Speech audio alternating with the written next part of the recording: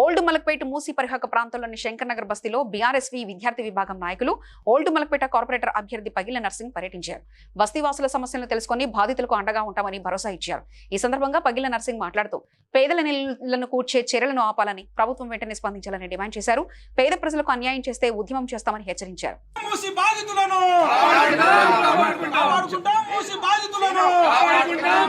ఏరియాలు తిరిగి మేమందరినీ ప్రజల్ని డోర్ టు డోర్ వెళ్ళి వాళ్ళందరికీ ధైర్యాన్ని నింపుతున్నాం. కాబట్టి రేవంత్ రెడ్డి చేసే లుచ్చా రాజకీయాలకు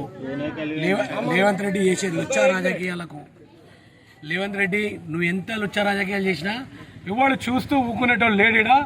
నువ్వు ఒక బుల్డోజర్ పంపిస్తే 10 బుల్డోజర్లు నీ ఇంటికి పంపుదామని చెప్పి మాకు వస్తున్నాయని చెప్పి ఇంటిమేషన్ రాగానే ఆ 2 రోజుల ముందే నీ ఇంటికి 50,000తోని ముట్టడించి అదే బుల్డోజర్తోని నీ ఇల్లు గులగొడతామని చెప్పి మేమందరం కూడా చెప్తున్నాము.